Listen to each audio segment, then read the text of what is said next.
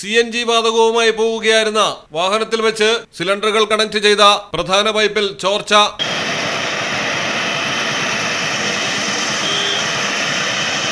കോഴിക്കോടാണ് അപകടം നടന്നത്. ബാലുശ്ശേരി എഗരൂലിലെ CNG സംഭരണ കേന്ദ്രത്തിൽ നിന്നും കുറ്റ്യാടിയിലെ പമ്പിലേക്ക് ഇന്ധനവുമായി പോകുന്നതിനിടെയാണ് വാഹനത്തിലുണ്ടായിരുന്ന CNG സിലിണ്ടറുകളുടെ പ്രധാന വാൽവിൽ ചോർച്ചയുണ്ടായത്. ഇതോടെ പേരാമ്പ്ര ബൈപ്പാസിൽ പൈതോത്ത് റോഡ് ജംഗ്ഷന് സമീപം വാഹനം നിർത്തി. ചോർച്ച ശ്രദ്ധയിൽപ്പെട്ട ഓട്ടോ ഡ്രൈവറാണ് വിവരം ഫയർഫോഴ്സിലും പോലീസ് കൺട്രോൾ റൂമിലും വിളിച്ചറിയിച്ചത്. പേരാമ്പ്രയിൽ നിന്ന് അഗ്നിരക്ഷാസേനയും പോലീസും സ്ഥലത്തെത്തി ചോർച്ച അടച്ച് അപകടാവസ്ഥ ഒഴിവാക്കി. മലയാളം ടെലിവിഷൻ, കോഴിക്കോട്.